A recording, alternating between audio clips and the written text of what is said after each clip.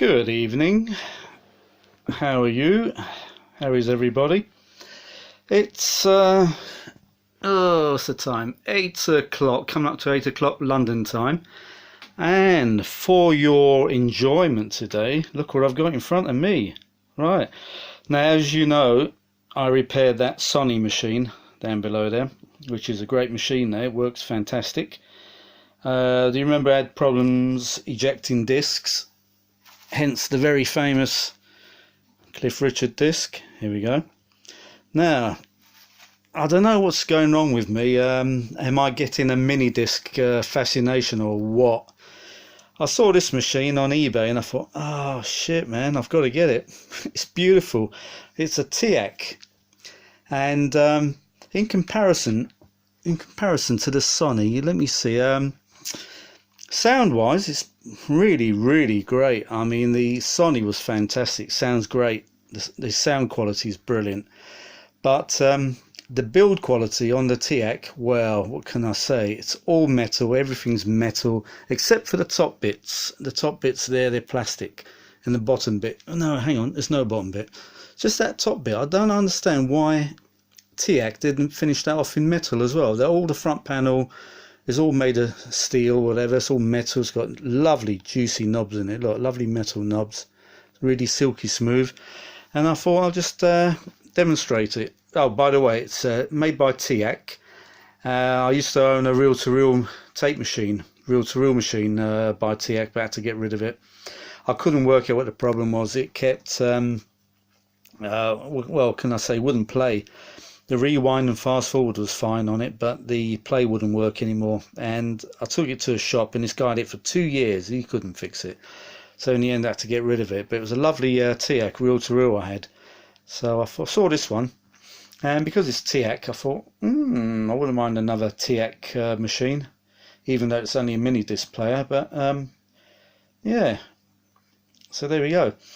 It's a Teac mini disc deck, if you can see that.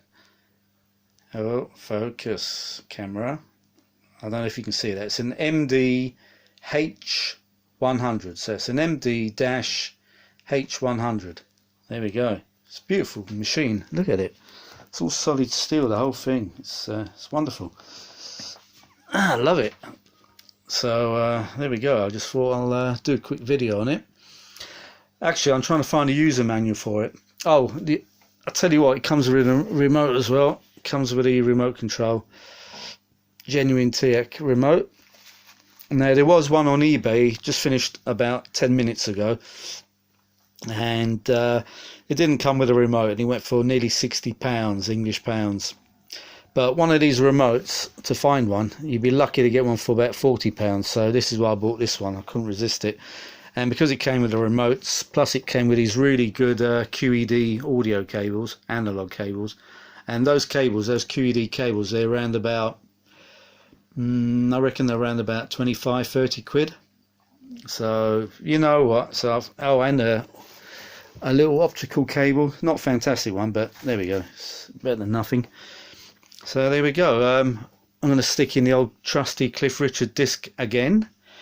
And I've already tried it, plays lovely, and I'll probably get a copyright thing for this again, but there we go, here we go. Let's put it in and let's play a bit of Cliff. There we go, stick it in, there we go,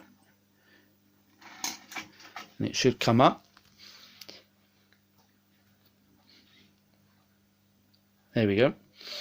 It's funny though, when I first switched it on, I must admit I had a dodgy mini disc here, and it's supposed to be a blank, and when I put it into the machine, it came up blank, which it should do, and then when I put the Cliff Richard one in, it said blank also. So I don't know whether it had a little memory lapse or something like that. But I switched it off, switched it on again, and it read the disc like it does now, which is fine.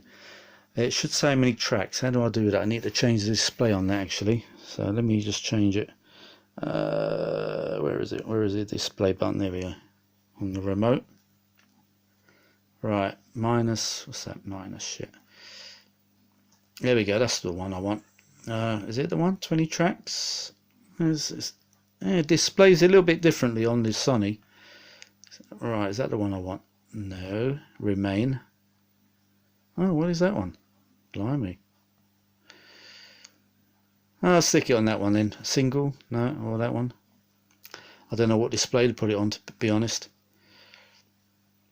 I like the one which shows the tracks. So that could be the one. That shows... I'm not sure. Remain. I don't know what to stick it on. Shit, let's leave it on that one. Fuck it. Oops, mustn't swear. Alright, okay, let's put it on. And here we go. You're going to love this.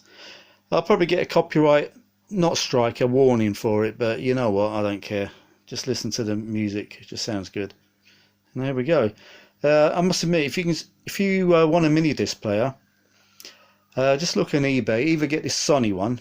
Don't get the earlier models. Get the Sony. There we are. What is it?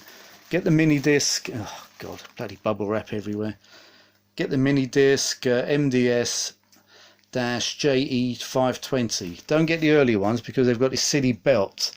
This little rubber belt you need to change every now and again. But the eject mechanism on the Sony works on cogs, so it's more reliable.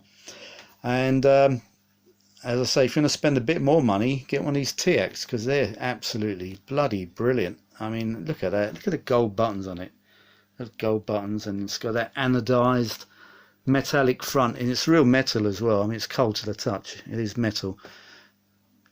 So the only marks it's got, a little mark on top there on the plastic, tiny little mark, but the front is absolutely spotless. I mean, look at that. That is real good. Very good. Yep, so I'm quite pleased with it. It's the first time I tried it today. It was delivered 2 days ago. But I'm terrible, you know what? I buy things on eBay and I don't try things. I should take them out of the boxes straight away and test them immediately. But I've got a bad habit. I suffer from something called procrastination. I put things off to later. Believe it or not, I bought an 8-track, Panasonic 8-track recorder player. Guess what? I haven't even taken out the box yet. Just look at it. I mean, I'm such an idiot. You know, there could be nothing in the box. It could be a brick in the box. I'm so stupid, really. I really am. You should take things out of boxes, examine them straight away. If there's any problems, you can contact the seller. But you know what? Sometimes I'm so lazy even to take something out of a bloody box. I think what it is, because I'm a little bit bored in my life at the moment, I like to keep things aside. And when I feel bored, I open the box up and open up my new toy, if you see what I mean. So let's have a look at my new toy when I'm really bored. So I think probably 2 weeks time I'll probably say, I'll tell you what, I'm going to open the box and take out the Panasonic 8-track and do a little YouTube video on it. So I don't know if it's only me who does things like that, buys things and don't open the boxes. Is there anybody else who does anything like that? Let me know in the comments below. Or is it just me being stupid? Right, here we go. You want to hear this? There we go. Go on, Cliff. Do your little bit of singing again. There we go. Sounds great. Whoa. Come on, pretty baby, let's move it and groove it. I love it. I want to sing a duet with you, Cliff. Come on, pretty baby, let's...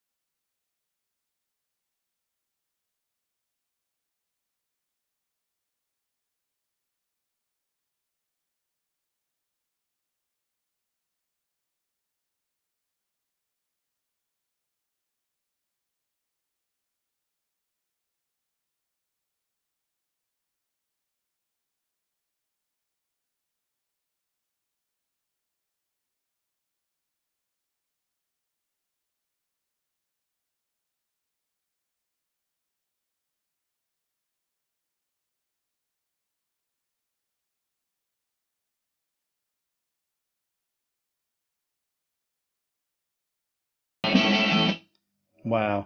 I'll probably get a copyright for that. You know what? I should have just played the whole damn song because I'll probably get a copyright for that anyway.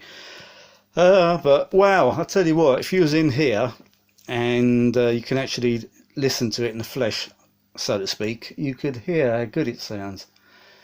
I mean, I'm only using that little poxy little amplifier from China, that little Chinese job there. So pretty amazing, really. And the little Technic speakers I got there, little crappy ones. Oh, sorry about the junk here. It's on top of my fridge. Oh God, I must sell this house and get a nice big house with a workshop. That's what I really need. Let's play a bit more, yeah. Let's go to the next track. The next one should be got myself a crying, talking, sleeping, walking, living doll. Got to do the best to please her just 'cause she's a living doll. Got a roving eye and that is... Yep, I'm right. Got myself a crying, talking, Sleeping, walking, living doll. Got to do the best to please her just 'cause she's a living doll. got a roving eye and that is why she satisfies My soul. Got my one and only walking talk. Harvey, shut up, Harvey. Take a look at her hair, it's real, and don't believe what I say, just feel. Gonna lock her up in a trunk, so no. Oh well, probably 2 copyrights there. Oh well, there we go. Oh God, I can't help singing. Sorry about that singing in the background. I just can't help myself. Oh well, there we go. So that's a quick demo of the Teac mini disc deck MD Mike Delta Dash H for Hotel 100. I was actually after the 500, which is a reference. It's supposed to be, they call it a reference deck, but it's about double the size of this one. And I thought, you know what, I'll just try this Teac model first. This is the smaller one, the 2 or 3. There's 3 in the series. There's the 300 and the 500. And I thought, no, this one's good enough. And you know what, I'm quite pleased with it. Sounds great. I still got the Sonny to play with as well. So next thing I've got to do is do a copy. I'm going to do a copy of the Cliff Richard disc via the optical cable. So I'll use the Teac as source, and I'm going to actually record on the Sonny because I haven't actually tried to see if it records yet.